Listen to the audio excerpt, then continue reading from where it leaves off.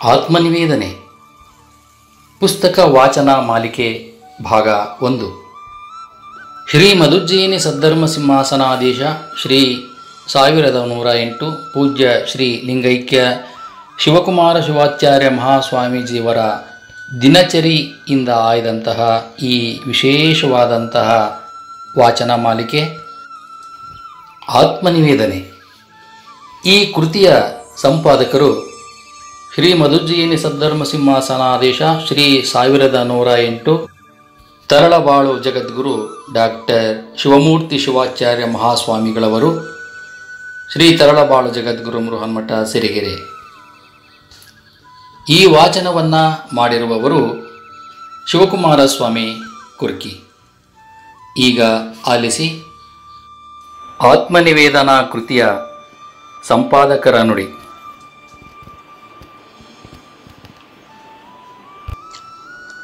ಸಂಪಾದಕರ ನುಡಿ. 50ರ ದಶಕ. ಆಗಿನ್ನೂ ನಾವು ಪ್ರಾಥಮಿಕ ಶಾಲೆಯಲ್ಲಿ ಓದುತ್ತಿದ್ದ ಒಬ್ಬ ಹಳ್ಳಿಯ ಹುಡುಗ. ನಮ್ಮ ಜನ್ಮಸ್ಥಳವು ತುಂಗಭದ್ರೆಯು ಒಂದುಗೂಡುವ ಸಂಗಮದ ಒಂದು ಸಣ್ಣ ಹಳ್ಳಿ. 8 ಮೈಲಿ ದೂರದಲ್ಲಿರುವ ಶಿವಮೊಗ್ಗ ಮತ್ತು ಅಕ್ಕಪಕ್ಕದ 4-6 ಹಳ್ಳಿಗಳನ್ನು ಬಿಟ್ಟರೆ ಪ್ರಪಂಚ ಇಷ್ಟೊಂದು ವಿಶಾಲವಾಗಿದೆ ಎಂಬ ಪರಿಜ್ಞಾನವೇ ಇರಲಿಲ್ಲ. ಭೂಗೋಳದಲ್ಲಿ ಬೇರೆ ಬೇರೆ ದೇಶಗಳ ಜನಜೀವನ, ಕಸುಬು, ಮಳೆ ಬೆಳೆ ಇತ್ಯಾದಿ ವಿಷಯಗಳನ್ನು ಓದಿದ್ದರೂ ಅವು ಪರೀಕ್ಷೆಯಲ್ಲಿ ಉತ್ತರ ಬರೆಯಲು ಮಾತ್ರ ನೆನಪಿಟ್ಟುಕೊಳ್ಳಬೇಕಾಗಿದ್ದ ಸಂಗತಿಗಳಾಗಿದ್ದವೇ ಹೊರತು ವಾಸ್ತವಿಕ ರೂಪದ ಕಲ್ಪನೆಯೇ ಇರಲಿಲ್ಲ. ಹತ್ತಿರದ ಹಳ್ಳಿಯೊಂದಕ್ಕೆ ಗುರುಗಳೊಬ್ಬರು ದಯಮಾಡಿಸಿದ್ದರು. ಗುರುಗಳ ಮುಂದೆ ಕೆಲವು ಭಕ್ತಿಗೀತೆಗಳನ್ನು ಹಾಡಿದೆವು.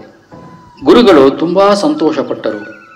ಯಾರೀ ಹುಡುಗ ಎಂದು ಕೇಳಿದರು. ಪಕ್ಕದಲ್ಲಿ ಗೊತ್ತಿದ್ದವರೊಬ್ಬರು ಉತ್ತರಿಸಿದರು, ಈ ಹುಡುಗನಿಗೆ ಸಂಗೀತದಲ್ಲಿ ತುಂಬ ಆಸಕ್ತಿ ಎಂದು. ಮಾತು ಮುಂದುವರಿಸಿದ ಅವರು, ಶಿವಮೊಗ್ಗದ ಪೇಟೆಯ ಬೀದಿಯಲ್ಲಿ ಭಿಕ್ಷುಕನೊಬ್ಬನು ತೆಂಗಿನ ಚಿಪ್ಪಿನಿಂದ ಮಾಡಿದ ಪಿಟೀಲೊಂದನ್ನು ನುಡಿಸುತ್ತಿದ್ದನು.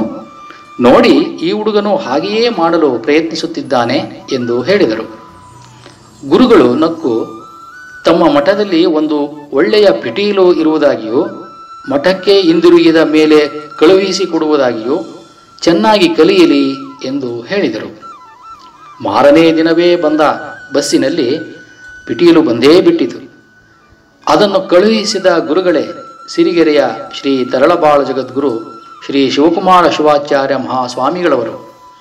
ಅವರು ಕಳುಹಿಸಿದ್ದ ಆ ಪಿಟೀಲಿನ ತಂತಿಗಳಲ್ಲಿ ಯಾವ ಮೋಡಿ ಇತ್ತೋ ಅವು ನಮ್ಮನ್ನು ಗುರುಗಳ ಪವಿತ್ರ ಸಾನ್ನಿಧ್ಯಕ್ಕೆ ಹತ್ತಿರವಾಗಿ ಎಳೆದು ತಂದವು.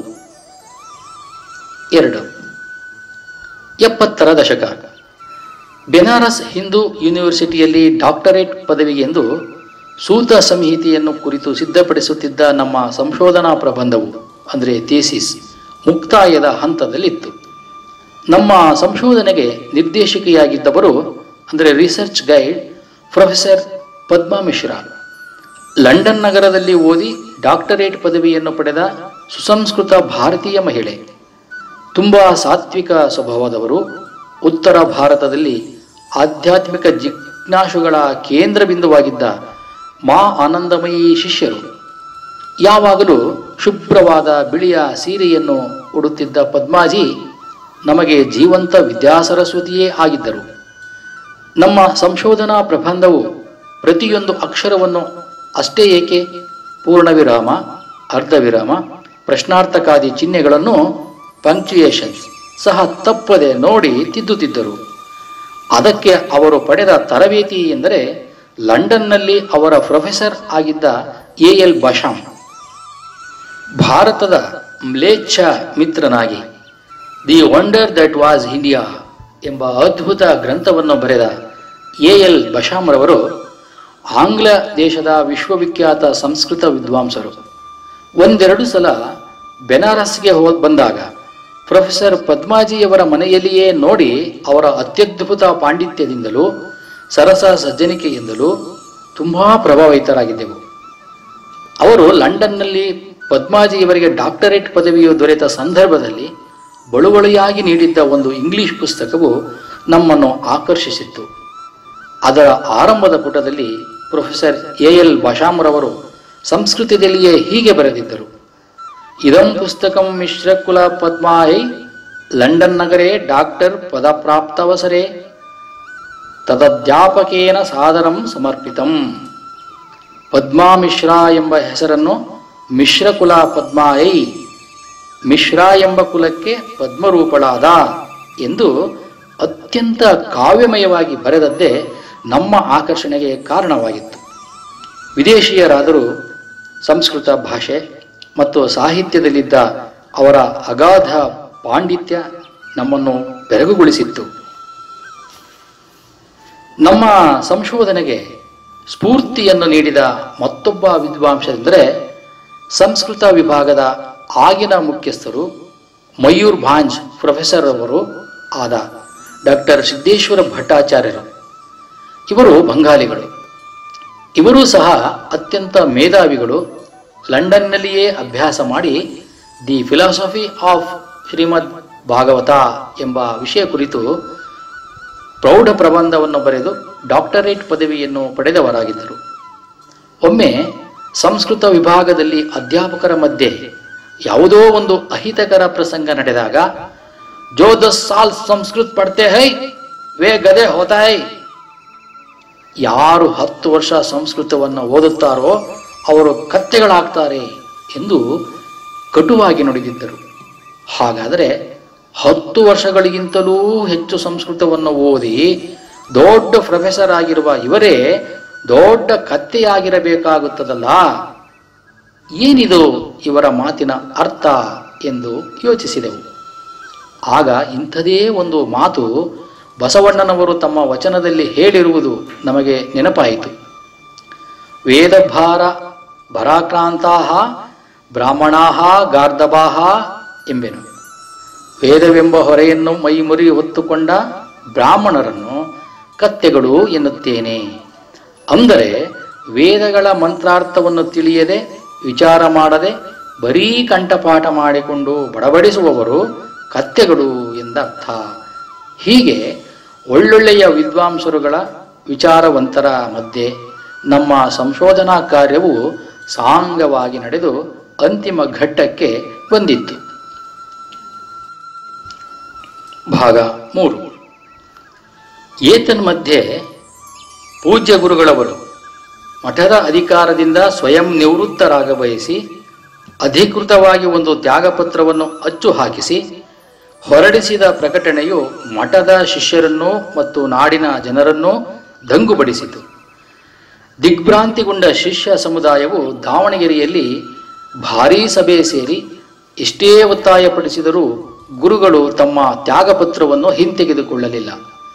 ತಮ್ಮ 60ನೆಯ ವಯಸ್ಸಿನಲ್ಲಿ ನಿವೃತ್ತರಾಗುವುದಾಗಿ ಸೂಚಿಸಿ 1967ರಷ್ಟು ಹಿಂದೆಯೇ ದಾವಣಗೆರೆಯಲ್ಲಿ ನಡೆದ ತರಳಬಾಳು ಹುಣ್ಣಿಮೆಯ ಸಂದರ್ಭದಲ್ಲಿ ಬಹಿರಂಗವಾಗಿ ಹೇಳಿದುದಾಗಿಯೂ ಅದನ್ನು ಶಿಷ್ಯರಾರೂ ಗಮನಕ್ಕೆ ತೆಗೆದುಕೊಳ್ಳಲಿಲ್ಲವೆಂದು, ಯಾವುದೇ ಸಂಘ ಸಂಸ್ಥೆಗೆ ಒಬ್ಬ ವ್ಯಕ್ತಿಯು ಸಾಯುವ ತನಕ ಅಂಟಿಕೊಂಡಿರುವುದು ಅದರ ಶ್ರೇಯೋಭಿವೃದ್ಧಿಗೆ ಧಕ್ಕೆ ಎಂದು ಹೇಳಿ ತಮ್ಮ ದೃಢ ನಿಲುಮೆಯನ್ನು ಬದಲಾಯಿಸಲು ಒಪ್ಪಲಿಲ್ಲ. ಸಮಾಜದ ಪ್ರಮುಖರು ವಯೋವೃದ್ಧರು ಇತ್ತೀಚೆಗೆ ತಾನೇ ತಮ್ಮ 88ನೆಯ ವಯಸ್ಸಿನಲ್ಲಿ ಲಿಂಗೈಕ್ಯರಾದ ಬೆಂಗಳೂರಿನ ಹೈಕೋರ್ಟ್ ನಿವೃತ್ತ ಅಡ್ವೊಕೇಟ್ ಜನರಲ್ ಶ್ರೀ ಜಿ ಚೆನ್ನಪ್ಪನವರ ಅಧ್ಯಕ್ಷತೆಯಲ್ಲಿ ಒಂದು ಉತ್ತರಾಧಿಕಾರಿ ಆಯ್ಕೆ ಸಮಿತಿಯು ರಚನೆಯಾಗಿ ಕಾಶಿಯಲ್ಲಿ ಓದುತ್ತಿದ್ದ ನಮ್ಮನ್ನೇ ಉತ್ತರಾಧಿಕಾರಿ ಎಂದು ಸರ್ವಾನುಮತದಿಂದ ತೀರ್ಮಾನಿಸಿತು. ನಾವು ವಿದ್ಯಾಭ್ಯಾಸವನ್ನು ಪೂರೈಸಿಕೊಂಡು ಬರುವವರೆಗೂ ಶ್ರೀ ಗುರುಗಳವರು ಮುಂದುವರಿಯಬೇಕೆಂದು ಬೇಡಿಕೊಂಡಿತು. ಬಹಳ ವರ್ಷಗಳಿಂದಲೂ ಕರ್ನಾಟಕದಿಂದ ದೂರದಲ್ಲಿದ್ದ ನಮಗೆ ನಮ್ಮನ್ನು ಬಾಲ್ಯದಿಂದಲೂ ಸಾಕಿ ಬೆಳೆಸಿ ಹೆಚ್ಚಿನ ವಿದ್ಯಾಭ್ಯಾಸಕ್ಕೆಂದು ಕಾಶಿಗೆ ಕಳುಹಿಸಿಕೊಟ್ಟಿದ್ದ ನಮ್ಮ ಪರಮಾರಾಧ್ಯ ಗುರುಗಳ ನೆನಪು ಆಗಾಗ್ಗೆ ಒತ್ತರಿಸಿ ಬಂದು ಮನಸ್ಸು ಖಿನ್ನವಾಗುತ್ತಿತ್ತು. ಪ್ರತಿ ಸಾರಿ ಕಾಶಿಗೆ ಸಿರಿಗೆರೆಯಿಂದ ಹೊರಡುವಾಗಲೂ ಚಿಕ್ಕಜಾಜೂರು ರೈಲ್ವೆ ನಿಲ್ದಾಣದವರೆಗೂ ಬಂದು ಮಧ್ಯರಾತ್ರಿವರೆಗೂ ಇದ್ದು ರೈಲು ಹತ್ತಿಸಿ ಕಳುಹಿಸುತ್ತಿದ್ದ ಅವರ ತಾಯ್ತನದ ಹೃದಯವು ನಮ್ಮನ್ನು ಅವರತ್ತ ಗಾಢವಾಗಿ ಸೆಳೆದಿತ್ತು. ಮಠದ ಶಿಷ್ಯ ಸಮುದಾಯವು ಮಾಡಿದ ತೀರ್ಮಾನವನ್ನು ಕೇಳಿ ಇಂತಹ ಗುರುತರ ಹೊಣೆಗಾರಿಕೆಯನ್ನು ನಮ್ಮಿಂದ ನಿರ್ವಹಿಸಲು ಸಾಧ್ಯವೇ ಎಂದು ಮನಸ್ಸು ಅಧೈರ್ಯಗೊಂಡಿತ್ತು. ಒಮ್ಮೆ ಇದ್ದಕ್ಕಿದ್ದಂತೆಯೇ ಶ್ರೀ ಗುರುಗಳವರು ಬಯಲಾದರೆಂಬ ಶೋಕ ವಾರ್ತೆಯು ರೇಡಿಯೋದಲ್ಲಿ ಕೇಳಿದಂತೆ ದುಸ್ವಪ್ನವು ಬಿದ್ದು ದಿಗ್ಭ್ರಾಂತರಾಗಿ ತಟ್ಟನೆ ಎದ್ದು ಕುಳಿತೆವು. ಮನಸ್ಸು ತುಂಬಾ ಉದ್ವಿಗ್ನಗೊಂಡಿತ್ತು. ಬೆಳಗಾಗುತ್ತಲೇ ಅಂಚೆಯವನು ಒಂದು ಟೆಲಿಗ್ರಾಮ್ ತಂದುಕೊಟ್ಟನು. ನಿನ್ನನ್ನು ನೋಡುವಂತಾಗಿದೆ, ಕೂಡಲೇ ಸಿರಿಗೆರೆಗೆ ಹೊರಟು ಬಾ ಎಂದು ಗುರುಗಳು ತಂತಿಯನ್ನು ಕೊಟ್ಟಿದ್ದರು. ತಡ ಮಾಡಲಿಲ್ಲ. ಗುರುಗಳ ದರ್ಶನಕ್ಕಾಗಿ ಮನಸ್ಸು ಹಾತೊರೆಯುತ್ತಿತ್ತು. ಸಿರಿಗೆರೆಗೆ ಹೊರಟು ಬಂದೆವು. ಗುರುಗಳು ಆರೋಗ್ಯವಾಗಿಯೇ ಇದ್ದರು. ಸಮಾಧಾನದ ನಿಟ್ಟುಸಿರು ಬಿಟ್ಟೆವು. ಆದಷ್ಟು ಬೇಗನೆ ನಮ್ಮ ಪ್ರಬಂಧವನ್ನು ವಿಶ್ವವಿದ್ಯಾಲಯಕ್ಕೆ ಸಲ್ಲಿಸಿ ಹಿಂತಿರುಗುವುದಾಗಿ ಹಿರಿಗುರುಗಳವರಲ್ಲಿ ಅರಿಕೆ ಮಾಡಿಕೊಂಡೆವು. ಅದಕ್ಕೆ ಗುರುಗಳು, ನೀನು ನಮ್ಮ ದೇಶದಲ್ಲಷ್ಟೇ ಓದಿದರೆ ಸಾಲದು, ನಿನಗೆ ಪಟ್ಟ ಕಟ್ಟುವ ಮೊದಲು ಹೊರದೇಶದಲ್ಲಿಯೂ ಓದಿ ಬರಬೇಕು. ಜಗದ್ಗುರುವಾಗುವವನು ಜಗತ್ತನ್ನು ತಿಳಿದುಕೊಂಡಿರಬೇಕು ಎಂದು ಆಜ್ಞಾಪಿಸಿದರು. ಅದಕ್ಕಾಗಿ ಶ್ರೀಮತ್ ಸಾಧು ಸದ್ಧರ್ಮ ವೀರಶೈವ ಸಂಘದ ಒಂದು ಮೀಟಿಂಗಿನಲ್ಲಿ ನಮ್ಮ ಹೊರದೇಶದ ವಿದ್ಯಾಭ್ಯಾಸಕ್ಕೆಂದು 50,000 ರೂಪಾಯಿಗಳನ್ನು ಮಂಜೂರು ಮಾಡುವಂತೆ ಠರಾವು ಮಾಡಿಸಿದರು. ಅಧಿಕಾರವನ್ನು ಬಿಟ್ಟುಕೊಡಲು ಇವರಿಗೆ ಇಷ್ಟವಿಲ್ಲ, ಅದಕ್ಕಾಗಿಯೇ ಹೊರದೇಶಕ್ಕೆ ಕಳುಹಿಸಿ ತಾವೇ ಮುಂದುವರಿಯಲು ಈ ಸನ್ನಾಹ ಹೂಡಿದ್ದಾರೆ ಅಂತ ಕೆಲವರು ಮಾತನಾಡಿಕೊಂಡರು. ಹೊರದೇಶಕ್ಕೆ ಹೋದವರು ಎಲ್ಲಿಯಾದರೂ ವಾಪಸ್ ಬರೋದುಂಟಾ ಎಂದು ಮತ್ತೆ ಕೆಲವರು ಮೂಗು ಮುರಿದರು. ಮಗನಿಗೆ ಹೆಣ್ಣು ನಿಶ್ಚಯವಾದರೂ ತಾಳಿಯನ್ನು ಕಟ್ಟಿಸದೆ ಹೊರದೇಶಕ್ಕೆ ಕಳುಹಿಸಲು ಇಂದೂ ಮುಂದೂ ನೋಡುವ ಲೌಕಿಕ ಜನರಿಗೆ ಗುರುಗಳ ಪಾರಲೌಕಿಕ ದೃಷ್ಟಿಯು ಹೇಗೆ ತಿಳಿಯಬೇಕು? ಆದರೆ ಸಮಾಜದ ಸಹಸ್ರಾರು ರೂಪಾಯಿಗಳ ಖರ್ಚಿನಲ್ಲಿ ಹೊರದೇಶಕ್ಕೆ ಹೋಗುವುದು ಉಚಿತವೇ ಎಂದು ನಮ್ಮ ಮನಸ್ಸು ಅಂಜುತ್ತಾ ಹಿಂದೇಟು ಹಾಕುತ್ತಿತ್ತು.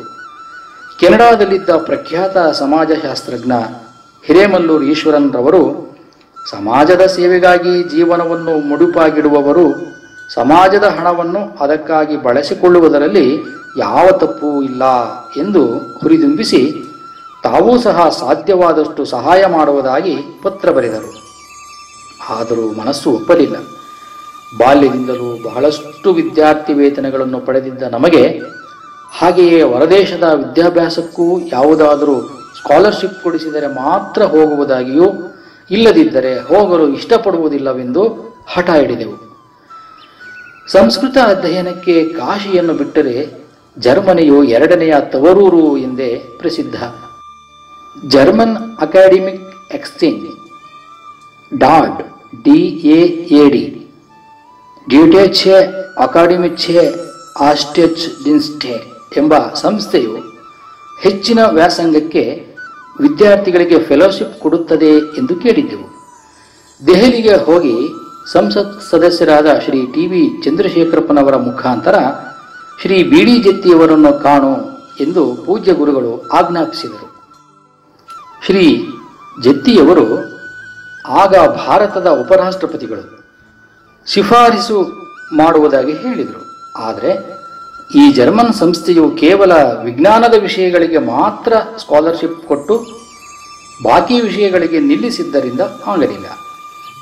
ಆಗಿನ ಮತ್ತೊಬ್ಬ ಸಂಸತ್ ಸದಸ್ಯರಾದ ಲಿಂಗೈಕ್ಯ ಶ್ರೀ ಕೊಂಡಜ್ಜಿ ಬಸಪ್ಪನವರು ಬೇರೆ ಯಾವುದಾದರೂ ಸ್ಕಾಲರ್ಶಿಪ್ ಸಿಗುತ್ತದೆಯೇನೋ ಎಂದು ಕೇಂದ್ರದ ವಿದ್ಯಾಮಂತ್ರಿಗಳಿಗೆ ಕರೆದುಕೊಂಡು ಹೋದರು.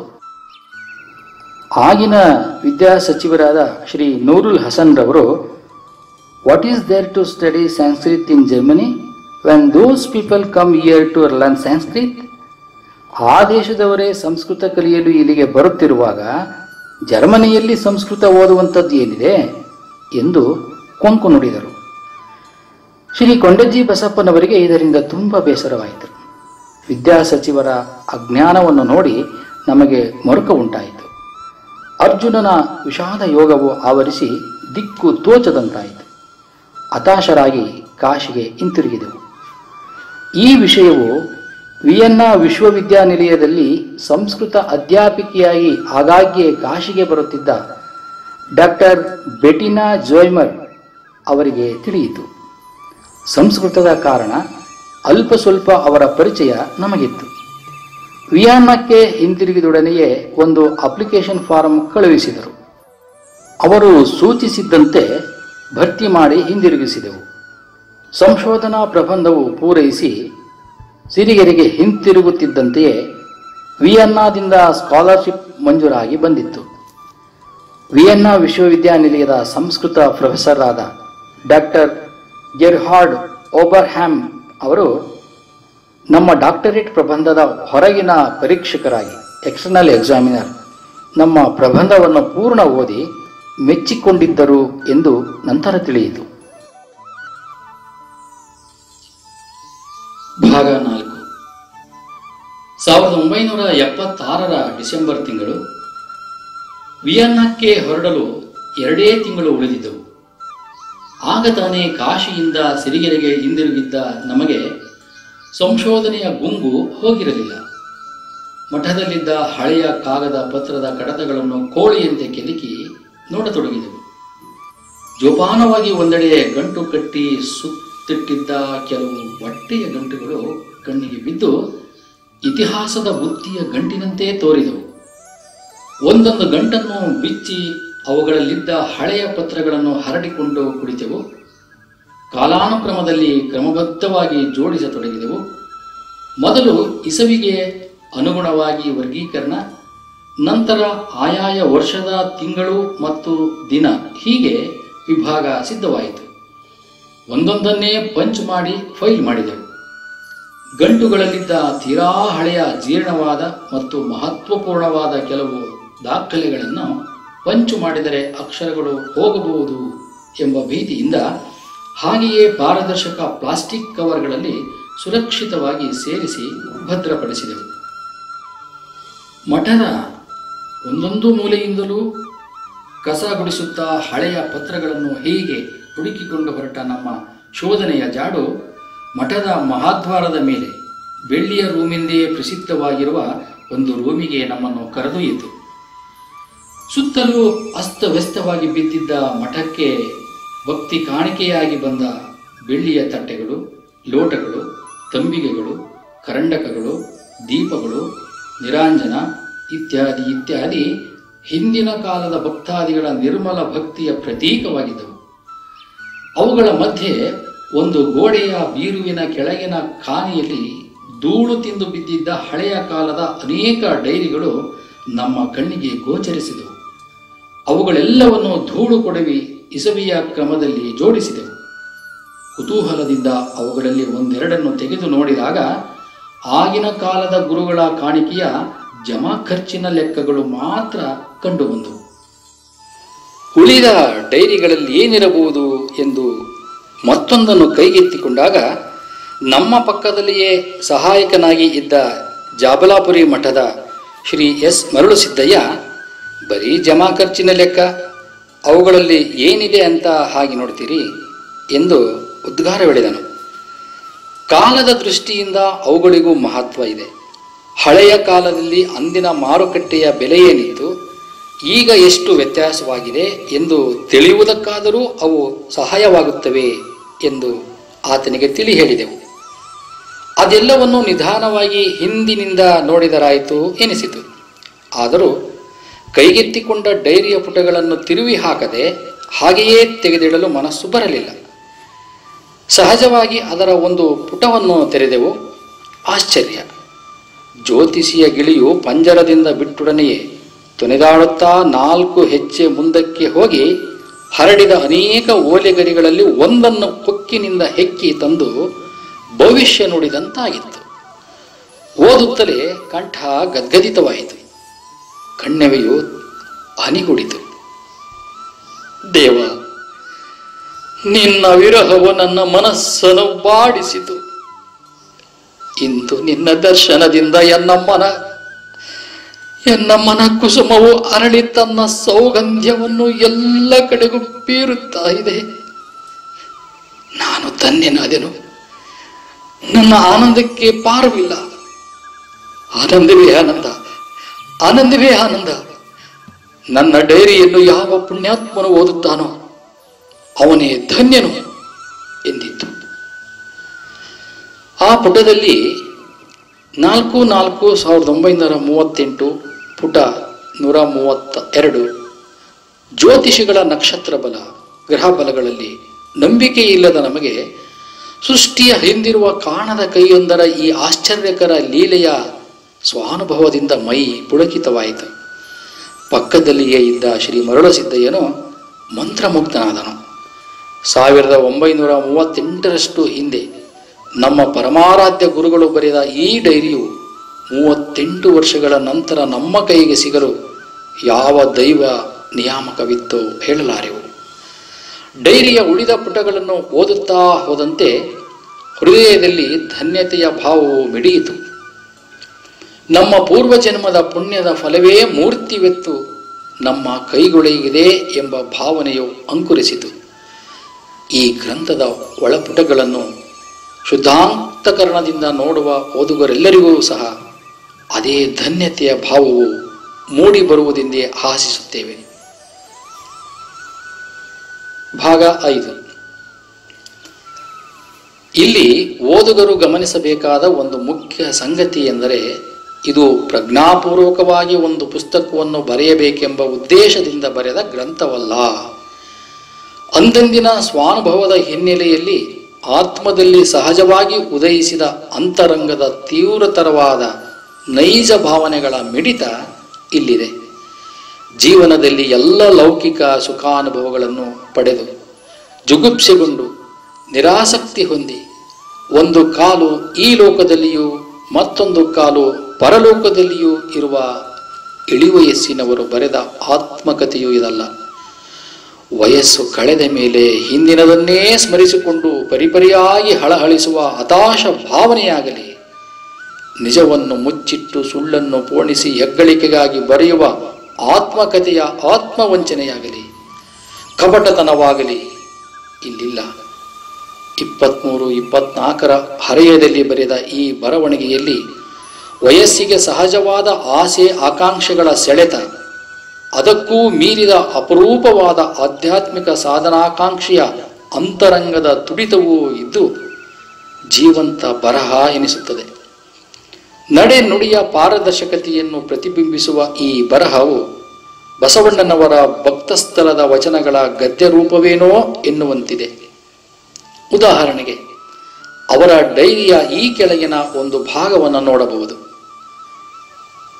ಪರಮಾತ್ಮನ್ ನನ್ನಲ್ಲಿ ಒಂದು ನೀತಿ ಇಲ್ಲ, ಒಂದು ಆಚಾರವಿಲ್ಲ, ಒಂದು ನಿಯಮವಿಲ್ಲ. ಮನಸ್ಸಿಗೆ ಬಂದಂತೆ ನಡೆಯುವ ದುರಾಚಾರ್ಯ ನಾನು. ಹೀಗಿರಲು ನೀನು ನನಗೆ ದರ್ಶನವನ್ನೀಯುವೆ ಎಂಬುದು ಸಂಭವವೇ ಇಲ್ಲ. ಆದರೂ ಅಂತರಾತ್ಮನ್ ಹಗಲು ಇರುಳು ನಾನು ಧ್ಯಾನಿಸುತ್ತಿರುತ್ತೇನೆ. ನಾನು ನಿನ್ನನ್ನು ನೆನೆದು ಅಳುವೆನು, ಹಂಬಲಿಸುವೆನು. ಯಾವ ಸುಖವನ್ನೂ ನಾನು ಬಯಸುವುದಿಲ್ಲ. ನಿನ್ನ ದರ್ಶನದಿಂದ ಆದ ಪರಮ ಶಾಂತಿಯೇ ನನಗೆ ಅಭೀಪ್ಸಿತವು. ದಯವಿಟ್ಟು ಕರುಣಿಸಯ್ಯ ಜಗನ್ನಾಥ. ಹೆಚ್ಚಿಗೆ ನಾನೇಕೆ ಬಡಬಡಿಸುವುದು? ನೀನು ಸರ್ವಜ್ಞ.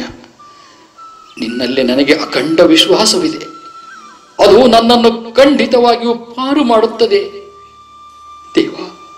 ದೇವಾದಿದೇವ, ಸದಾ ನೀನು ನನ್ನ ಹೃದಯದಲ್ಲಿ ವಿರಾಜಮಾನನಾಗಿದ್ದು ಅಲ್ಲಿರುವ ಗಾಢಾಂಧಕಾರವನ್ನು ದೂರ ಮಾಡಿ ಎನ್ನ ಮನಸ್ಸಿಗೆ ಸನ್ಮಾರ್ಗವನ್ನು ತೋರಿಸಿ ಬದುಕಿಸಯ್ಯ ತಂದೆ. ಸನ್ಮಾರ್ಗವನ್ನು ತೋರಿಸಿ ಬದುಕಿಸಯ್ಯ ತಂದೆ.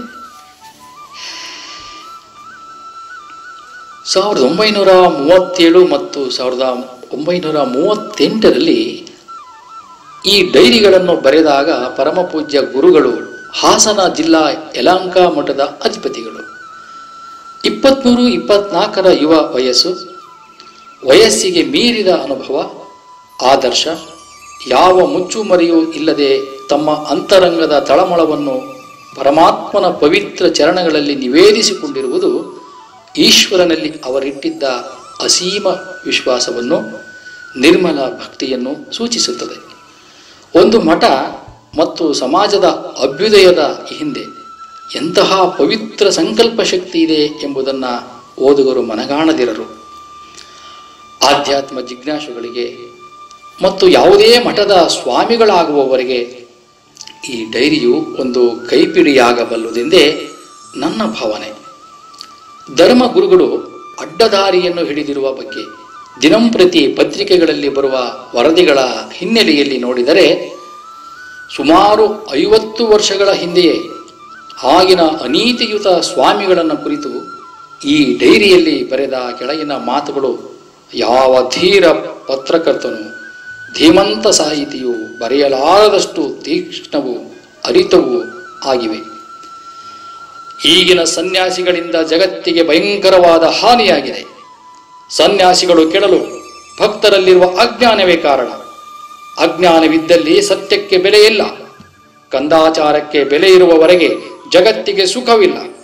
ನಿರಕ್ಷರ ಕುಕ್ಷಿಗಳು, ವಿಷಯ ಕೂಪದಲ್ಲಿ ಬೆಳೆದವರು ಮತ್ತು ವಿಷದಲ್ಲಿ ತೊಳಲಿ ಬಳಲಿದವರು ಗುರುಗಳಾದರೆ ಯಾವ ಜಗತ್ತು ಉದ್ಧಾರವಾಗುತ್ತದೆ? ಗುರುಗಳಾಗುವುದೆಂದರೆ ನಾಟಕದಲ್ಲಿ ವೇಷ ಹಾಕಿಕೊಂಡು ಪಾರ್ಟ್ ಮಾಡುವುದೆಂದು ಜನರು ಭಾವಿಸಿರುವಂತೆ ತೋರುತ್ತದೆ. ಶಿವ, ದನ ಕಾಯುವವರೆಲ್ಲ, ಸುಳ್ಳು ಹೇಳುವವರೆಲ್ಲ, ವಿಧವಾ ಪ್ರಿಯರೆಲ್ಲ ನಿನ್ನ ಹೆಸರಿನಿಂದ ದೇಶದಲ್ಲಿ ಮೆರೆಯುತ್ತಿದ್ದಾರಲ್ಲ. ಅಯ್ಯೋ ಮೂಢ ಭಕ್ತರೇ, ನಿಮ್ಮ ಭಕ್ತಿಗೆ ಸರಿಯಾದ ಗುರುಗಳನ್ನು ಪಡೆದಿರುವಿರಿ. ಅಯ್ಯೋ ನಿರ್ದಯಿ ಗುರುವರ್ಗವೇ, ನಿಮಗಾದರೂ ಪಾಪವನ್ನು ಮಾಡಿ ಜಗತ್ತನ್ನು ಹಾಳು ಮಾಡುತ್ತಿರುವಿರಲ್ಲ, ದಯಬೇಡವೇ? ಶಿವ, ಜಗತ್ತಿನ ಸೂತ್ರವೆಲ್ಲ ವ್ಯಭಿಚಾರಿಗಳ ಕೈಯಲ್ಲಿದೆ. ವ್ಯಭಿಚಾರಿಗಳು ಗುರುಗಳೆಂದು ಹೇಳಿಸಿಕೊಳ್ಳಲು ನಾಚಿಕೆಗೊಳ್ಳುವುದಿಲ್ಲವಲ್ಲ. ಹರ ಶಿವ. ದಿನಾಂಕ 15/5/1938, ಪುಟ 145, 146. ಶಿಷ್ಯರ ಹಣವನ್ನು ತೆಗೆದುಕೊಂಡು ಹೋಗಿ ಮಠದಲ್ಲಿರುವ ತಮ್ಮ ಅಣ್ಣ ತಮ್ಮಂದಿರ ಹೆಂಡರು ಮಕ್ಕಳುಗಳಿಗೆ ಹಾಕುವ ನಾಮಧಾರಿ ಗುರುಗಳು ಸಮಾಜದಿಂದ ತೊಲಗದವರೆಗೆ ನಮಗೆ ಕಲ್ಯಾಣವಿಲ್ಲ. ಇವರು ಅಣ್ಣ ತಮ್ಮಂದಿರ ಹೆಂಡತಿಯರಲ್ಲಿ ಪ್ರೇಮವನ್ನು ಬೆಳೆಸಿಕೊಂಡು ಅವರ ಗಂಡಂದಿರಿಗೆ ದುಡಿಯುವುದನ್ನಾದರೂ ತಪ್ಪಿಸುತ್ತಾರೆ ಎಂಬುದೊಂದು ಮಹೋಪಕಾರವೆಂದು ಭಾವಿಸಬೇಕಾಗಿದೆ.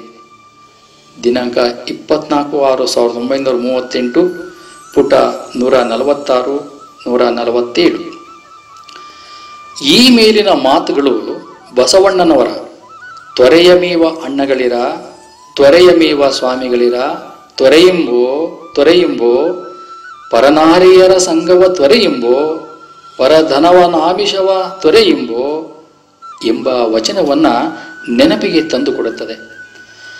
ಇಷ್ಟೊಂದು ನಿರ್ಬಡಿಯಿಂದ ದುರ್ನಡತೆಯುಳ್ಳ ಸ್ವಾಮಿಗಳನ್ನು ಖಂಡಿಸುವ ಪರಮಪೂಜ್ಯ ಗುರುಗಳು ಬಸವಣ್ಣನವರಂತೆಯೇ ನ್ಯಾಯನಿಷ್ಠರಿ, ದಾಕ್ಷಿಣ್ಯ ಪರ ನಾನಲ್ಲ, ಲೋಕವಿರೋಧಿ ಶರಣನಾರಿಗೂ ಅಂಜುವನಲ್ಲ ಎಂಬ ಕೆಚ್ಚೆದೆಯ ಧೀಮಂತ ನಿಲುವು ಉಳ್ಳವರು.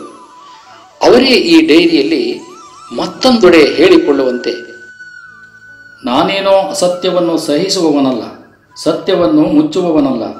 ಅಸತ್ಯ ಖಂಡನೆಗಾಗಿ ನಾನು ಯತ್ನ ಪಡದೆ ಇರಲಾರೆ. ಇದರಿಂದ ದೋಷಿಗಳು ಬೇಜಾರಾದರೆ ನಾನೇನು ಮಾಡುವುದು?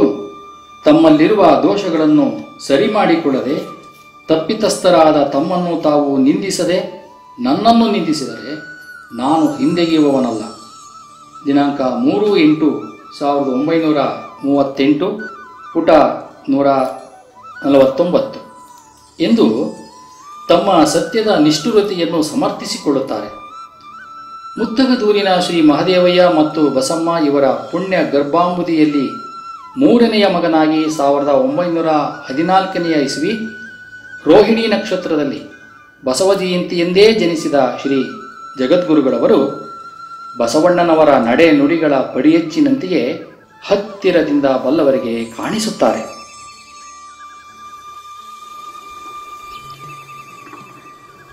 ಭಾಗ 6. ಶ್ರೀ ಜಗದ್ಗುರುಗಳವರು ಆಗಿನ ಅವರ ಗುರುಗಳಾದ ಶ್ರೀ ಗುರುಶಾಂತರಾಜದೇಶೀಕೇಂದ್ರ ಮಹಾಸ್ವಾಮಿಗಳವರ ಕೃಪಾಶೀರ್ವಾದಗಳಿಂದ ಸಂಸ್ಕೃತವನ್ನು ಅಭ್ಯಾಸ ಮಾಡಲು ಕಾಶಿಗೆ ಹೋಗಿದ್ದು 1929ನೇ ಇಸ್ವಿಯ ನವೆಂಬರ್ ತಿಂಗಳಿನಲ್ಲಿ.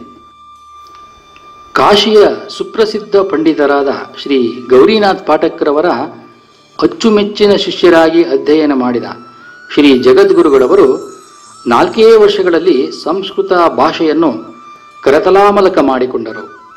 ಸಂಸ್ಕೃತದಲ್ಲಿ ನಿರರ್ಗಳವಾಗಿ ಕವಿತೆಗಳನ್ನು ರಚಿಸುವ ಮಟ್ಟಿಗೆ ಅಪಾರ ಪಾಂಡಿತ್ಯವನ್ನು ಸಂಪಾದಿಸಿದರು. ಇದಕ್ಕೆ ಸಾಕ್ಷಿಯಾಗಿ ಮಠದ ಹಳೆಯ ಕಾಗದ ಪತ್ರದಲ್ಲಿ ಸಿಕ್ಕ 1933 ಇಸವಿ ಫೆಬ್ರವರಿ 10 ಕಾಶಿಯಿಂದ ಅವರು ಶ್ರೀ ಗುರುಶಾಂತ ಸ್ವಾಮಿಗಳವರಿಗೆ ಬರೆದ ಪತ್ರದ ಹಿಂಬದಿಯಲ್ಲಿ ಗುರುಭಕ್ತಿಯಿಂದ ರಚಿಸಿದ ಅನೇಕ ಶ್ಲೋಕಗಳು ಕಾಣಸಿಗುತ್ತವೆ. 1935 ಮತ್ತು 36ರಲ್ಲಿ ಕಾಶಿಯಿಂದ ಹೊರಡುತ್ತಿದ್ದ ಅಮರ ಭಾರತಿ ಎಂಬ ಸಂಸ್ಕೃತ ಮಾಸಪತ್ರಿಕೆಯಲ್ಲಿ ಪ್ರಕಟವಾಗಿರುವ ಅವರ ಸಂಸ್ಕೃತ ಕವಿತೆಗಳು ವೈದುಷ್ಯದ ಪ್ರತೀಕವಾಗಿವೆ. ಅಧ್ಯಯನ ಕಾಲದ ಅವರ ಹಳೆಯ ಪುಸ್ತಕಗಳಲ್ಲಿಯೂ ನಾವು ಗಮನಿಸುವಂತೆ ಅನೇಕ ಅವರ ಸ್ವಂತ ರಚಿತ ಶ್ಲೋಕಗಳು ಇವೆ.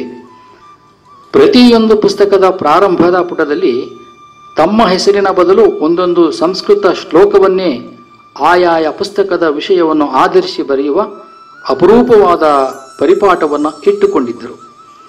ಆ ಎಲ್ಲ ಶ್ಲೋಕಗಳಲ್ಲಿಯೂ ತಮ್ಮನ್ನು ಕಾಶಿಗೆ ಓದಲು ಕಳುಹಿಸಿದ ಶ್ರೀ ಗುರುಶಾಂತ ಸ್ವಾಮಿಗಳವರನ್ನು ಭಕ್ತಿಯಿಂದ ನೆನೆದು ಅವರ ದಿವ್ಯಾನುಗ್ರಹದಿಂದ ಆ ಪುಸ್ತಕವು ತಮಗೆ ದೊರೆಯಿತೆಂದು ಸ್ಮರಿಸುತ್ತಾರೆ.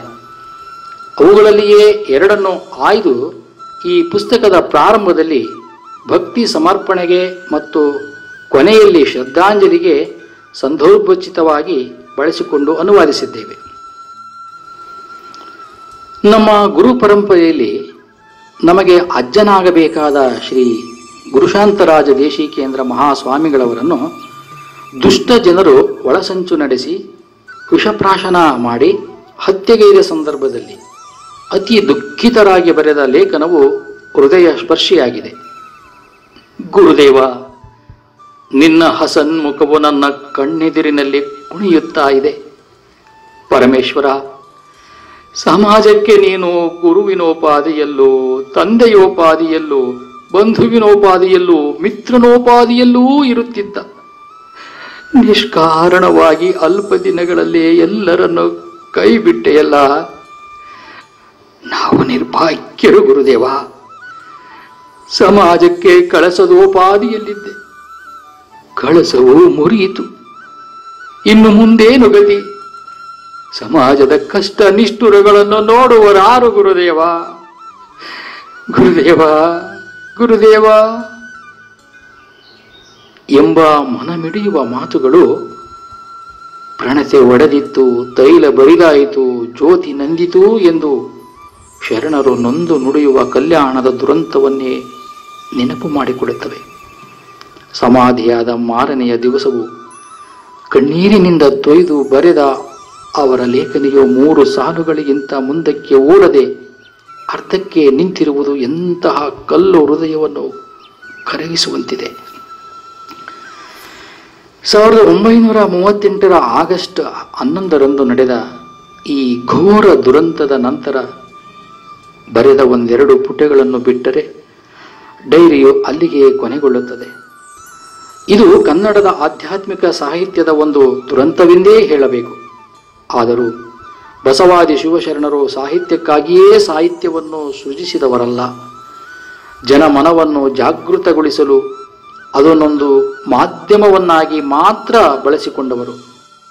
ಅದೇ ಆದರ್ಶದಲ್ಲಿ ಅಡಿಯಿಟ್ಟ ಪೂಜ್ಯ ಗುರುಗಳು ಜ್ಯೋತಿ ಮುಟ್ಟಿ ಜ್ಯೋತಿಯಪ್ಪಂತೆ 4 ದಶಕಗಳ ಕಾಲ ಅಹರ್ನಿಶಿ ಶ್ರಮಿಸಿ ಸಮಾಜವನ್ನು ಉತ್ತುಂಗ ಶಿಖರಕ್ಕೇರಿಸಿದ್ದಾರೆ.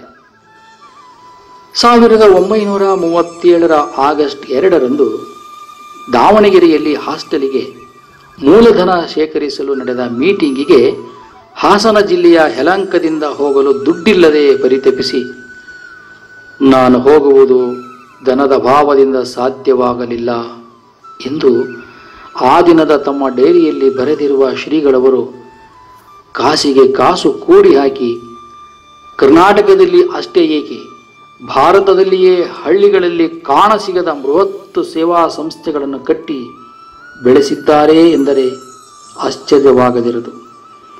ಅದು ಕೇವಲ ಗಾಳಿಯಲ್ಲಿ ಮಾಯಾಮಂತ್ರದಿಂದ ಮಾಡಿದ ಮಾಟವಲ್ಲ, ಅದರ ಹಿಂದೆ ಇರುವ ಸಂಕಲ್ಪ ಶಕ್ತಿಯಿಂದ.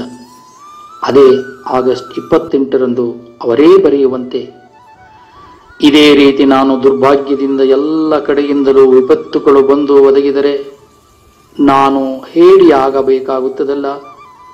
ಶಿವ, ನಾನು ಹೇಡಿಯಾಗಿ ಹೇಗೆ ಜೀವಿಸುವುದು? ನನ್ನ ಪ್ರಾಣ ಪರಿತ್ಯಾಗದವರೆಗೆ ನಾನು ಹೇಡಿಯಾಗಿ ಜೀವಿಸುವುದು ಸಾಧ್ಯವಿಲ್ಲ. ಬೇಕಾದಷ್ಟು ಕಷ್ಟ ಪರಂಪರೆಗಳು ಬರಲಿ, ನೊಂದುಕೊಂಡಾದರೂ ಸೈರಿಸಿ ಮುಂದೆ ಬಿದ್ದು ಕರ್ಮವೀರನಾಗಿ ಇಲ್ಲಿಗೆ ಈ ಜನ್ಮವನ್ನು ನೀಗಬೇಕಾಗಿದೆ. ಇಂತಹ ಅಗಾಧ ಸತ್ಯ ಸಂಕಲ್ಪ ಶಕ್ತಿಯಿಂದ ಸಮಾಜವನ್ನು ಕಟ್ಟಿ ಬೆಳೆಸಿ 1979 ಫೆಬ್ರವರಿ 11 ಮಾಘ ಶುದ್ಧ ಹುಣ್ಣಿಮೆಯೆಂದು ನಮಗೆ ತೆರಳ ಬಾಳು ಎಂದು ಹರಸಿ ಮಠದ ಎಲ್ಲ ಗುರುತರ ಜವಾಬ್ದಾರಿಯನ್ನು ವಹಿಸಿಕೊಟ್ಟ ನಮ್ಮ ಪರಮಾರಾಧ್ಯ ಗುರುಗಳ ಹೋರಾಟಮಯ ಜೀವನವು ನಾಡಿಗೆ ಒಂದು ತೆರೆದ ಪುಸ್ತಕವಾಗಿದೆ. ಭಾಗ 7. ಕಾಲದ ಕರಾಳ ಗರ್ಭದಲ್ಲಿ ಅಡಗಿ ಹೋಗಬಹುದಾಗಿದ್ದ ಇಂತಹ ಅಮೂಲ್ಯ ಕೃತಿಯು ನಮ್ಮ ಕೈಗೆ 1976 ಹಿಂದೆಯೇ ಸಿಕ್ಕಿದ್ದರೂ ಈ ಮಧ್ಯೆ 2 ವರ್ಷ ವಿಯೆನ್ನಾಕ್ಕೆ ಓದಲು ಹೋಗಿದ್ದರಿಂದಲೂ ಅಲ್ಲಿಂದ ಹಿಂದಿರುಗಿದೊಡನೆ ಪಟ್ಟಾಭಿಷಿಕ್ತರಾಗಿ ಮಠದ ಸಂಘ ಸಂಸ್ಥೆಗಳ ಆಡಳಿತ ನಿರ್ವಹಣೆಯ ಜವಾಬ್ದಾರಿಯು ಒಮ್ಮೆಲೆ ಹೆಗಲ ಮೇಲೆ ಬಿದ್ದಿದ್ದರಿಂದಲೂ ನಮಗೆ ಗೊತ್ತಿರುವಂತೆಯೇ 9 ವರ್ಷಗಳು ಗತಿಸಿಯೇ ಬಿಟ್ಟವು. ತಾಯ ಗರ್ಭದಲ್ಲಿನ ನವಮಾಸ ತುಂಬಿದ ಶಿಶುವಿನಂತೆ ಈ ಕೃತಿಯು 9 ವರ್ಷಗಳ ನಂತರ ಹೊರಬರುತ್ತಿರುವುದನ್ನು ನೋಡಿ ನಮಗೆ ತುಂಬ ಆತ್ಮತೃಪ್ತಿಯುಂಟು ಮಾಡಿದೆ. ಇದನ್ನು ಕೈಗೆತ್ತಿಕೊಂಡು ನೋಡುವ ಓದುಗರಿಗೂ ಅಷ್ಟೇ ಆಹ್ಲಾದವನ್ನುಂಟು ಮಾಡುವುದು ಎಂಬ ಭರವಸೆಯು ನಮಗಿದೆ.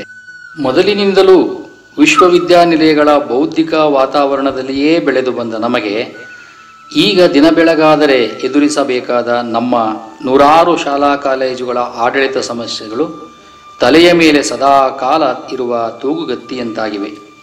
ನಿರಂತರ ಅಧ್ಯಯನ ಚಿಂತನೆ ಮಾಡಿ ಏನಾದರೂ ಬರೆಯಬೇಕೆಂಬ ನಮ್ಮ ಸಾಹಿತ್ಯದ ಹಂಬಲಕ್ಕೆ ಅಡ್ಡಿಯುಂಟಾಗಿರುವ ಈ ಲೌಕಿಕ ವ್ಯವಹಾರಗಳು ಬಸವಣ್ಣನವರು ಹೇಳುವಂತೆ ಕೂಸುಳ್ಳ ಸೂಳೆ ಧನದಾಸೆಗೆ ಒತ್ತೆಯ ಕೊಂಡರೆ ಕೂಸಿಂಗಲ್ಲ ಭೋಜಗಂಗಲ್ಲ, ಕೂಸನ್ನೊಮ್ಮೆ ಸಂತೈಸುವಳು ಭೋಜಗನನ್ನೊಮ್ಮೆ ನೆರೆವಳು ಎಂಬ ಡೋಲಾಯಮನ ಸ್ಥಿತಿಯನ್ನು ಉಂಟು ಮಾಡಿವೆ. ಇತ್ತ ಸಾಹಿತ್ಯ ಶಿಶು ಸಂರಕ್ಷಣೆ, ಅತ್ತ ಸಮಾಜ ಸೇವೆ, ಯಾವುದನ್ನೂ ಬಿಡದಂತಹ ವಿಪರೀತ ಪರಿಸ್ಥಿತಿ. ಇದುವರೆಗೂ ದೇಶ ವಿದೇಶದ ವಿಶ್ವವಿದ್ಯಾನಿಲಯಗಳಲ್ಲಿ ಅಧ್ಯಯನ ಮಾಡಿ ಏನೇನೋ ಬರೆಯಬೇಕೆಂದು ಬಹಳಷ್ಟು ಸಾಮಗ್ರಿಗಳನ್ನು ಸಂಗ್ರಹಿಸಿದ ನಮಗೆ ಬೆರಣೆಯ ನಾಯಲಲ್ಲದೆ ಅಟ್ಟುಣ್ಣ ತೆರೆಹಿಲ್ಲವೆನಗೆ. ಎಂತೋ ಲಿಂಗ ತಂದೆ ಎಂತಯ್ಯ ಎನ್ನ ಪೂರ್ವಲಿಖಿತ ಎಂದು ಅನುದಿನವೂ ಪರಿತಪಿಸುವಂತಾಗಿದೆ. ಹಡೆದ ಕಾಯ ಲೀಯವಾಗದ ಮುನ್ನ ಅಟ್ಟುಣ್ಣುವೋ, ಬೆರಣಿಯುಳ್ಳಲ್ಲಿ ಹೊತ್ತು ಹೋಗದ ಮುನ್ನ ಅಟ್ಟುಣ್ಣವೋ ಎಂದು ನಮ್ಮ ಸಾಹಿತ್ಯ ಪ್ರಜ್ಞೆಯು ನಿರಂತರ ಎಚ್ಚರಿಸುತ್ತಿದೆ. ಆ ಎಚ್ಚರಿಕೆಯ ಪರಿಣಾಮವೇ ಈ ಆತ್ಮನಿವೇದನೆ. ಭಾಗ 8. ಇದು ತಿದ್ದಿ ತೀಡಿ ಓದುಗರಿಗೆ ಕಾಣಬೇಕೆಂದು ಬರೆದ ಲೇಖನವಲ್ಲ. ನಿರರ್ಗಳವಾಗಿ ಎಲ್ಲಿಯೂ ಅಡೆತಡೆ ಇಲ್ಲದೆ ಧಾರಾ ಪ್ರವಾಹವಾಗಿ ಹರಿದು. ಭಾಗ 8. ಇದು ತಿದ್ದಿ ತೀಡಿ ಓದುಗರಿಗೆ ಕಾಣಬೇಕೆಂದು ಬರೆದ ಲೇಖನವಲ್ಲ, ನಿರರ್ಗಳವಾಗಿ ಎಲ್ಲಿಯೂ ಅಡೆತಡೆ ಇಲ್ಲದೆ ಧಾರಾ ಪ್ರವಾಹವಾಗಿ ಹರಿದು ಬಂದ ವಿಚಾರವಾಹಿನಿ. ಇದನ್ನು ಓದಿ ಅನೇಕ ದುರ್ಧರ ಪ್ರಸಂಗಗಳಲ್ಲಿ ಮನಸ್ಸಿಗೆ ಸಾಂತ್ವನವನ್ನು ಪಡೆದಿದ್ದೇವೆ. ಟ್ರೆಜರಿಯಲ್ಲಿ ಇಟ್ಟ ದುಡ್ಡನ್ನು ರಾತ್ರಿಯಲ್ಲಿ ತೆಗೆದು ನೋಡಿ ನೋಡಿ ಆನಂದಿಸಿ ಮತ್ತೆ ಹಿಂದಕ್ಕೆ ಇಡುವ ಲೋಭಿಯಂತೆ ಇದುವರೆಗೂ ಆಗಾಗ್ಗೆ ಇದನ್ನು ಓದಿ ಮತ್ತೆ ಮೇಜಿನ ಡ್ರಾದಲ್ಲಿ ಇಡುತ್ತಿದ್ದೆವು. ಈಗ ಎಲ್ಲರೂ ಓದಿ ಆನಂದಿಸುವಂತಾಗಿದೆ.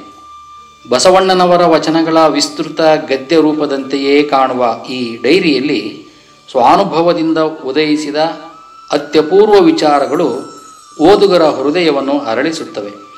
ಅವುಗಳಲ್ಲಿ ಕೆಲವನ್ನು ಮಾತ್ರ ಆಯ್ದು ಮುಂದೆ ಕೊಟ್ಟಿರುತ್ತೇವೆ. ಮೊದಲೇ ಹೇಳಿದಂತೆ ಇದು ಪ್ರಜ್ಞಾಪೂರ್ವಕವಾಗಿ ಒಂದು ಪುಸ್ತಕವನ್ನು ಬರೆಯಬೇಕೆಂಬ ಉದ್ದೇಶದಿಂದ ಬರೆದುದಲ್ಲ, ಕಾಲದ ಗತಿಯಲ್ಲಿ ಆತ್ಮದಲ್ಲಿ ಸಹಜವಾಗಿ ಸ್ಫುರಿಸಿದ ಅಂತರಂಗದ ಆಲೋಚನೆಗಳು. ಇಲ್ಲಿ ಮೂಲ ಡೈರಿಯಲ್ಲಿ ಬರುವ ದೈನಂದಿನ ಲೌಕಿಕ ವ್ಯವಹಾರದ ಸಂಗತಿಗಳನ್ನು ಕೈಬಿಟ್ಟಿರುತ್ತೇವೆ. ಅವು ಡೈರಿಯ ಪುಟಗಳಲ್ಲಿ ಆಯಾಯ ತಾರೀಕಿನಂದೇ ಬರುತ್ತವೆ. ಆದರೆ ಆಧ್ಯಾತ್ಮಿಕ ವಿಚಾರಗಳು ಮಾತ್ರ ಆಯಾಯ ತಾರೀಕಿನ ಪುಟದಲ್ಲೂ ಮತ್ತೆ ಎಲ್ಲೆಲ್ಲಿ ಪುಟಗಳು ಖಾಲಿ ಇದ್ದವೋ ಅಲ್ಲಲ್ಲಿ ಬರೆಯಲಾಗಿದ್ದು ಹಿಂದು ಮುಂದಾಗಿವೆ. ಹೀಗೆ ಬೇರೆ ಪುಟಗಳಲ್ಲಿ ಬರೆದಾಗ ಕೆಲವೊಂದಕ್ಕೆ ತಾರೀಖನ್ನು ನಮೂದಿಸಿರುತ್ತಾರೆ, ಕೆಲವಕ್ಕೆ ಇಲ್ಲವೇ ಇಲ್ಲ. ಹೀಗಾಗಿ ಒಂದು ಪುಟದಲ್ಲಿರುವ ಬರಹವು ಆ ತಾರೀಕಿನದೇ ಅಥವಾ ಬೇರೆಯ ತಾರೀಕಿನದೇ ಎಂದು ನಿರ್ದಿಷ್ಟವಾಗಿ ನಿರ್ಧರಿಸುವುದು ತುಂಬ ಕಷ್ಟಸಾಧ್ಯ ಕೆಲಸವಾಯಿತು. ಆದರೂ ಬರವಣಿಗೆಯ ಶಾಯಿ, ಇಂಕ್, ಅಕ್ಷರಗಳ ವಿನ್ಯಾಸ ಮತ್ತು ಹಿಂದೆ ಮುಂದೆ ಬರುವ ವಿಚಾರ ಇವುಗಳನ್ನು ಹೋಲಿಸಿ ತೂಗಿ ನೋಡಿ ಕೆಲವೊಂದು ತಾರೀಖುಗಳನ್ನು ನಾವೇ ನಿಗದಿಪಡಿಸಿರುತ್ತೇವೆ. ಇದು ಹೆಚ್ಚಾಗಿ 1937 ಡೈರಿಯಲ್ಲಿ ಎದುರಿಸಬೇಕಾದ ಸಮಸ್ಯೆಯಾಗಿತ್ತೇ ಹೊರತು 1938 ಡೈರಿಯಲ್ಲಿ ಅಷ್ಟಾಗಿ ಶ್ರಮವೆನಿಸಲಿಲ್ಲ. ಡೈರಿಯ ಉದ್ದಕ್ಕೂ ಹರಡಿರುವ ವಿಚಾರಗಳನ್ನು ವಿಷಯಕ್ಕನುಗುಣವಾಗಿ ವಿಭಾಗಿಸಿ ಅಧ್ಯಾಯಗಳನ್ನು ಮಾಡಿ ಆಯಾಯ ಕಾಲದ ಕ್ರಮದಲ್ಲಿಯೇ ಕೊಟ್ಟಿರುತ್ತೇವೆ. ಉದ್ಯಾನವನದಲ್ಲಿ ಕಣ್ಣಿಗೆ ಗೋಚರಿಸುವ ಅರಳಿದ ಬಣ್ಣ ಬಣ್ಣದ ಬಿಡಿ ಹೂಗಳನ್ನು ಆಯ್ದು ಆಕರ್ಷಕ ಮಾಲೆಯನ್ನಾಗಿ ಜೋಡಿಸುವ ಮಾಲೆಗಾರನ ಕೆಲಸವನ್ನಷ್ಟೇ ನಾವು ಇಲ್ಲಿ ಮಾಡಿರುವುದು. ಹೂವಿನ ಸೌಂದರ್ಯ, ಸೌಗಂಧ್ಯ ಪ್ರಕೃತಿದತ್ತವಾಗಿ ಹೂವಿನದೇ. ಮಾಲೆಯನ್ನು ಕಟ್ಟುವಿಕೆಯಷ್ಟೇ ನಮ್ಮ ಪಾಲಿನ ಯತ್ನ. ಇಲ್ಲಿ ಓದುಗರು ಪವಿತ್ರ ಆತ್ಮವೊಂದರ ಪೂರ್ಣ ವಿಕಾಸದ ಸ್ಪಷ್ಟ ಹಾದಿಯನ್ನು ನಿಚ್ಚಳವಾಗಿ ಕಾಣಬಹುದು. ಅಲ್ಲಲ್ಲಿ ಬರುವ ಸಂಸ್ಕೃತ ಶ್ಲೋಕಗಳು ಮತ್ತು ಹಿಂದಿ ಕವಿತೆಗಳು ಬರವಣಿಗೆಯ ಭಾವದ ಹೋಗದಲ್ಲಿಯೇ ಬರುವುದನ್ನು ಓದುಗರು ಗಮನಿಸಬೇಕು. ಭಾಷೆಯು ಬಾರದವರಿಗೆ ತಿಳಿಯಲೆಂದು ಭಾವಾನುವಾದವನ್ನು ಮಾಡಿ ಸಾಧ್ಯವಾದ ಮಟ್ಟಿಗೆ ಅವುಗಳ ಮೂಲ ಆಕಾರವನ್ನು ಪತ್ತೆ ಹಚ್ಚಿ ಅಡಿಟಿಪ್ಪಣಿಗಳಲ್ಲಿ ಕೊಟ್ಟಿರುತ್ತೇವೆ. ಒಳಸಂಚು, ಆಹುತಿ ಎಂಬ ಅಧ್ಯಾಯದಲ್ಲಿ ಕೆಲವು ಹೆಸರುಗಳನ್ನು ನಾವು ಪ್ರಜ್ಞಾಪೂರ್ವಕವಾಗಿಯೇ ಕೈಬಿಟ್ಟಿರುತ್ತೇವೆ.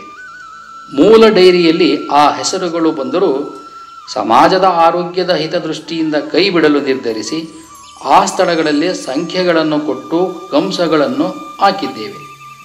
ಇದು ಸತ್ಯನಿಷ್ಠರಾದ ನಮ್ಮ ಗುರುವರ್ಯರಿಗೆ ಖಂಡಿತವಾಗಿಯೂ ಒಪ್ಪಿಗೆಯಾಗುವುದಿಲ್ಲವೆಂಬುದನ್ನು ನಮಗೆ ಚೆನ್ನಾಗಿ ಗೊತ್ತಿದೆ.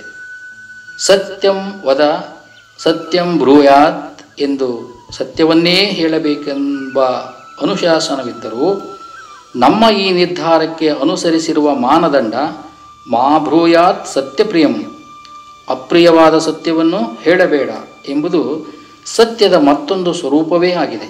ಆದರೆ ಪ್ರಿಯಂಚ ನಾನೃತಂ ಬ್ರೂಯಾತ್ ಎನ್ನುವಂತೆ ಓದುಗರಿಗೆ ಪ್ರಿಯವಾಗಲೆಂದು ಎಲ್ಲಿಯೂ ಸುಳ್ಳನ್ನು ಮಾತ್ರ ಪೋಣಿಸಲು ಹೋಗಿಲ್ಲ. ಲೌಕಿಕ ಸತ್ಯ ಮತ್ತು ಸುಳ್ಳು ಪರಸ್ಪರ ಸಾಪೇಕ್ಷ, ರಿಲೇಟಿವ್ ಹಾಗೂ ಸಂಕೀರ್ಣ. ಈ ಸೃಷ್ಟಿಯಲ್ಲಿ ಆತ್ಯಂತಿಕ ಸತ್ಯವೆಂದರೆ ಆಬ್ಸಲ್ಯೂಟ್ ಟ್ರೂತ್, ಆತ್ಮ ಒಂದೇ. ನಮ್ಮ ಜೀವನದ ಡೈರಿಯಲ್ಲಿ ನೆನಪಿಟ್ಟುಕೊಳ್ಳಬೇಕಾದ ಸಂಗತಿ ಎಂದರೆ ಅದೊಂದೇ. ಶ್ರೀ ತರಳಬಾಳು ಜಗದ್ಗುರು ಡಾಕ್ಟರ್ ಶಿವಮೂರ್ತಿ ಶಿವಾಚಾರ್ಯ ಮಹಾಸ್ವಾಮಿಗಳವರು. ದಿನಾಂಕ 24/9/1985.